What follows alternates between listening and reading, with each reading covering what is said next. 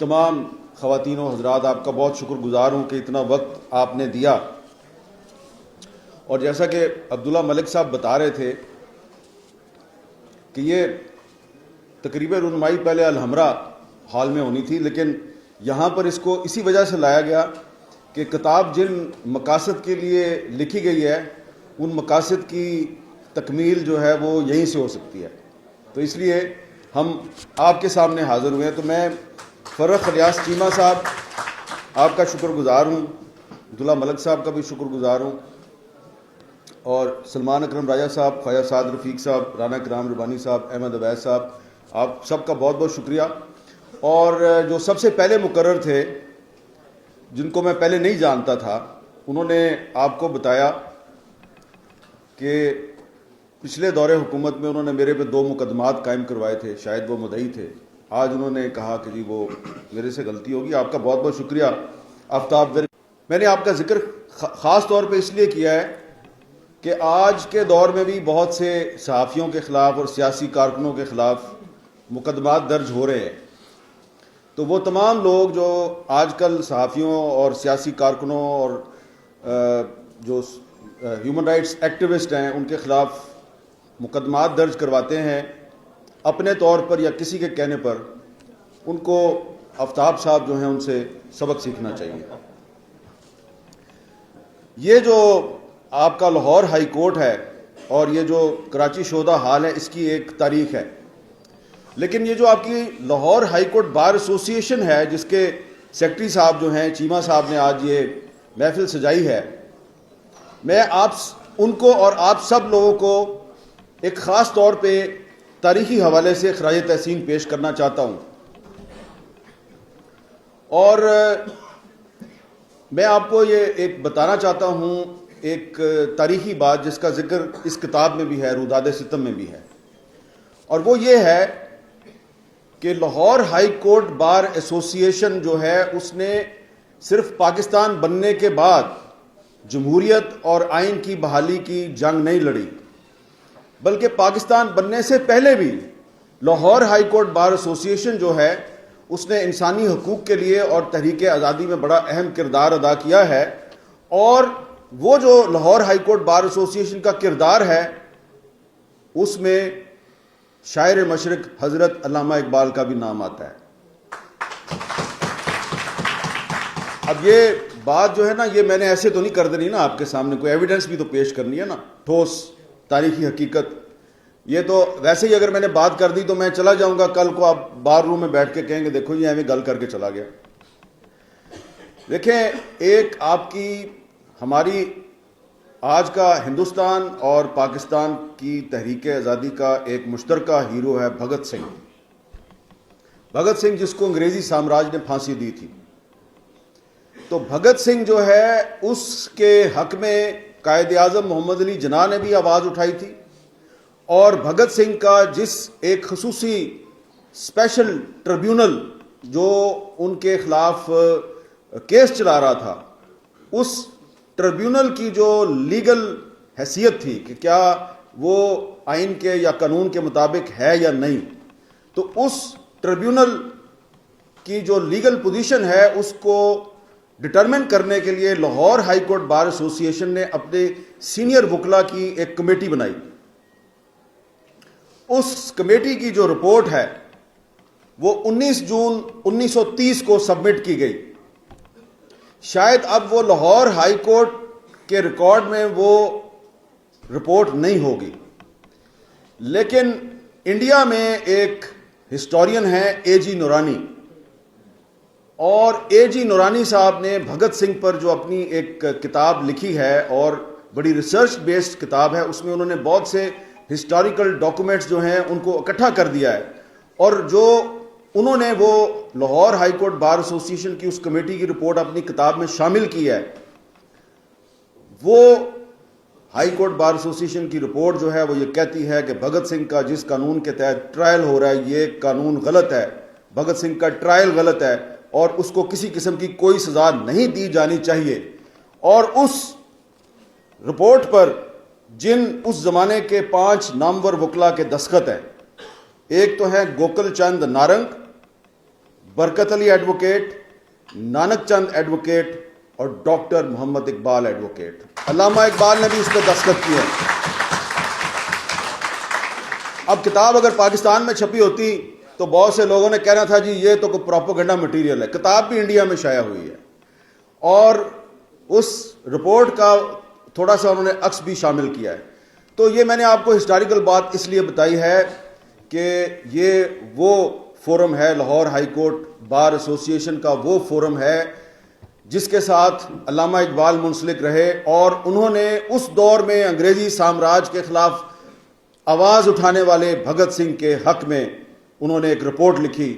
اور میں یہ مطالبہ کرتا ہوں آپ سے, میں گزارش کرتا ہوں کہ وہ اے جی نورانی صاحب کی رپورٹ میں سے, وہ کتاب میں سے وہ رپورٹ نکال کے آپ اس کو یہاں پر ریپروڈیوس کریں اور جو وکلا ہیں وہ اس کو پڑھیں, کیونکہ آج بھی اسی قسم کے قوانین بن رہے ہیں. پاکستان تو بن گیا ہے لیکن بہت سے ایسے قوانین بن رہے ہیں جن کو دیکھ کر ہمیں انگریزی سامراج یاد آ جاتا ہے. اب یہ سیکشن 144 کیا ہے, دفعہ 144, یہ بھی تو انگریزوں کے دور سے چلی آ رہی ہے نا.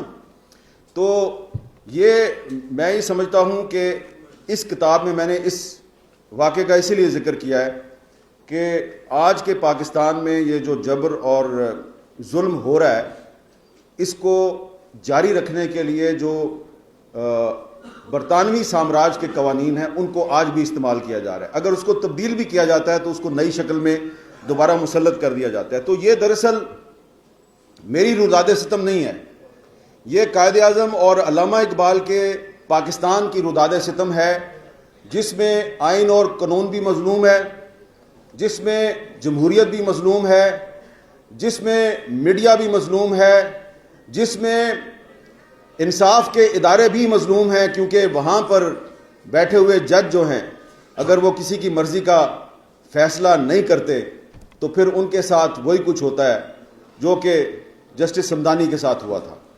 اب دو طرح کے وکلا ہیں اور دو طرح کے جج ہیں. ایک جج وہ ہوتا ہے جس کا بیٹا جو ہے وہ لیٹ نائٹ اپنی گاڑی کے نیچے دو بچیوں کو کچل دیتا ہے, ان کو قتل کر دیتا ہے اور اس جج کے خلاف کوئی کارروائی نہیں ہوتی. اور دوسرا جج وہ ہوتا ہے جو پہلے وکیل تھا پھر جج بن گیا اور 40 سال تک کسی کو خبر نہیں ہوئی, اور 40 سال کے بعد کسی کو یاد آتا ہے کہ اس کے تو ڈاکومنٹس ہی غلط ہیں. اب یہ وہی بات ہے کہ وہ ایک جنرل فیض حمید تھے, تو انہوں نے میجر جنرل کی حیثیت میں ایک ہاؤسنگ سکیم کے مالک کو لوٹا. اس کے بعد ان کی ترقی ہوتی گئی, وہ D G I S I بھی بن گئے, وہ کور کمانڈر بھی بن گئے, پھر وہ ریٹائر ہو گئے. یعنی کہ ان کو پروموٹ کیا جا رہا تھا, ڈیموٹ نہیں کیا جا رہا تھا. اب آ کے ہمیں پتہ چلا یہ بہت کرپٹ آدمی تھا. تو یہی واقعہ جو ہے یہ ایک جج صاحب پہ بھی صادق آتا ہے. ان میں اور فیض حمید میں کوئی مطابقت نہیں ہے, لیکن یہ ہمارا سسٹم ہے کہ یہاں پر آدمی جب اقتدار میں ہوتا ہے, اپنی کرسی پہ بیٹھا ہوتا ہے تو اس کو کوئی نہیں پوچھتا, لیکن جب وہ تھوڑا سا کمزور ہوتا ہے تو پھر اس کے خلاف کارروائی ہو جاتی ہے. تو یہ کتاب جو ہے اس میں سارے مضامین, سارے کالم جو ہیں وہ مطبوعہ نہیں ہیں, اس میں کچھ غیر مطبوعہ مضامین بھی شامل ہیں, اور میں وہ غیر مطبوعہ تحریریں اس کتاب میں شامل کرنے پر کتاب کے پبلشر محمد فہد صاحب کا شکر گزار ہوں, کیونکہ اب جب یہ کتاب پھیلے گی, اس کو اور مزید لوگ پڑھیں گے, تو محمد فہد صاحب یہ نہ سمجھیں کہ بڑی رونمائی ہو گئی اور پذیرائی ہو گئی, کچھ اور بھی ہو سکتا ہے.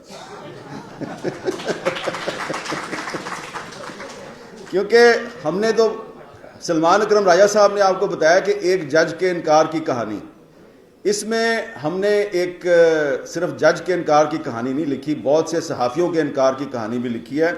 اور یہ جو ارشد انصاری صاحب بیٹھے ہیں نا یہاں پہ, لاہور پریس کلب کے پریزیڈنٹ, انہوں نے نہیں بتایا, ابھی کچھ ہفتے پہلے ان کے خلاف بھی ایک مقدمہ درج ہوا. ٹھیک ہے جی, ادھر یہ شاکر روان صاحب ہیں, یہ سامنے بیٹھے ہوئے ہیں, یہ کہہ رہے ہیں جی یہ عادی مجرم ہیں, لیکن بے انتہا مقدمے درج ہو, تو ان پر بے انتہا مقدمے ہیں, لیکن جو لیٹسٹ مقدمہ ان پر درج ہوا ہے وہ غداری کا مقدمہ ہے.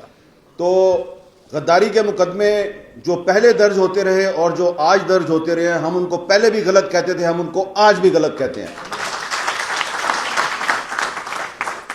پھر جی اس میں ہم نے وکلا جو ہیں، بہت سے وکلا کا بھی ذکر کیا اپنی کتاب میں، جنہوں نے اپنی جرأت اور بہادری سے بہت سے مشکل فیصلے جو ہیں وہ عدالتوں سے حاصل کیے. اور اس میں ایک بدتمیز لڑکی کا بھی ذکر ہے، اور وہ بدتمیز لڑکی کون ہے؟ وہ ہے ایمان مزاری.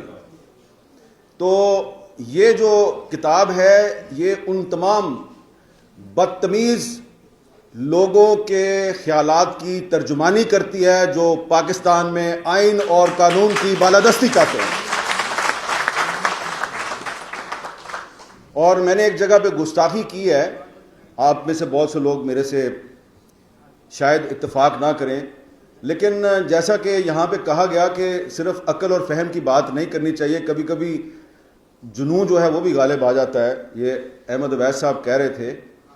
تو میں نے بہت بدتمیزی کا مظاہرہ کرتے ہوئے قاضی فائز عیسیٰ صاحب جو پہلے کبھی میرے ہیرو تھے، جب ان کا اصل کردار سامنے آیا تو میں نے لکھا یہ تو جسٹس منیر سے بھی گیا گزرا آدمی ہے، کیونکہ انہوں نے جو کردار ادا کیا وہ میرے خیال سے وہ کردار نہیں تھا جو کہ جسٹس کے ایم سمدانی کا یا جسٹس دوراب پٹیل کا یا جسٹس رانا بھگوان داس کا تھا. تو میں بہت لمبی بات کر سکتا ہوں، لیکن سلمان اکرم رائا صاحب نے اشارہ کیا کہ ہو سکتا ہے ان کو یہ کہا جائے کہ بھئی یہ آدمی تو ہمارے خلاف بھی لکھتا ہے. آپ کے خلاف میں لکھتا تھا جب آپ کی حکومت تھی، جب ہمارے ایک ہیومن رائٹس ایکٹیوسٹ تھے ادریس خٹک صاحب، ان کو گرفتار کر کے تو فوجی عدالت میں ان کا مقدمہ چلایا گیا. تو میں نے کہا کہ یہ غلط ہو رہا ہے. تو جو اس دور میں، پچھلے دور میں فوجی عدالتوں میں جو مقدمے چلتے تھے وہ بھی غلط تھے، اور جو آج سیولینز کو فوجی عدالتوں میں ٹرائل ان کا کیا جاتا ہے وہ بھی غلط ہے.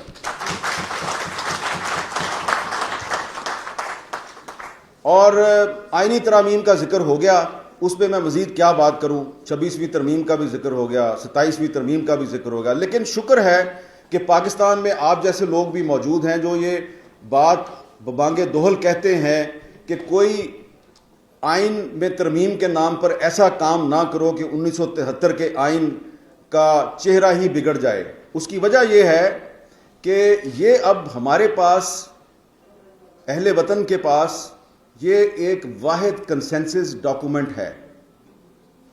اور مجھے یہ کہنے کی اجازت دیجئے کہ اس 1973 کے آئین کے بعد آپ کوئی کنسنسس ڈاکومنٹ نہیں بنا پائیں گے.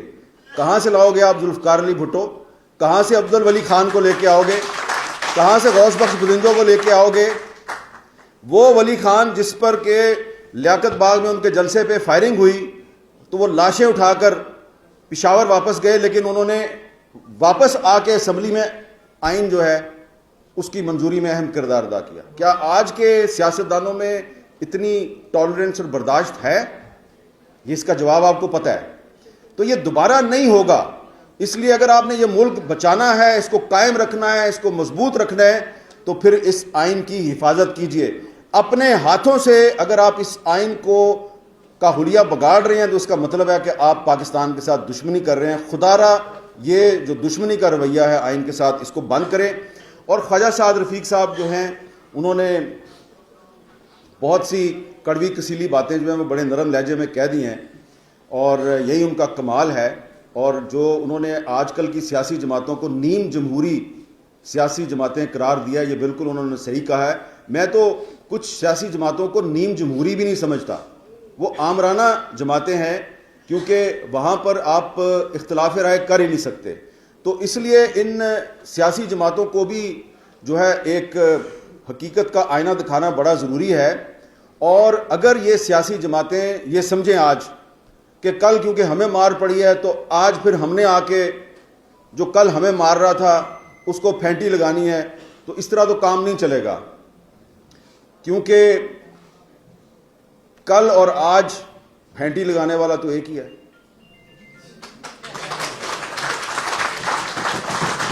اب میں یہ بھی نہیں کہہ رہا کہ جو آپ کو پھینٹی لگاتا ہے, آپ کو ذلیل و خوار کرتا ہے, آپ پر بغاوت کے مقدمے بناتا ہے, آپ کو غدار قرار دیتا ہے, آپ اس کا گریبان پکڑ لیں, کیونکہ ہم تو ہمیشہ ایک پرامن سیاسی جدوجہد کے قائل ہیں, کیونکہ ہم قائد اعظم کے ماننے والے ہیں. انہوں نے ایک پرامن سیاسی جدوجہد سے یہ ملک بنایا, تو ہم بھی ہمیشہ یہی کہتے ہیں کہ آپ ایک پرامن سیاسی جدوجہد کریں.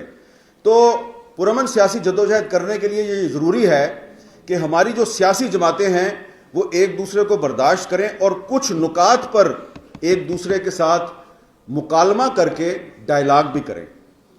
کیونکہ اگر آپ آپس میں ڈائلاگ نہیں کریں گے, مکالمہ نہیں کریں گے, اور دیوار میں ٹکر مار کے اپنا سر پھاڑ کے کہیں گے میرے ساتھ بڑا ظلم ہو رہا ہے, تو اس سے فائدہ آپ کے دشمن کو ہوگا. وہ چاہتا ہے کہ آپ دیوار میں سر ماریں اور آپ کا خون نکلے اور آپ کے ساتھ کوئی ناخوشگوار واقعہ ہو جائے اور وہ کہیں گی ہم نے تو کچھ نہیں کیا, دیکھو تو آپس میں لڑ کے مر گئے.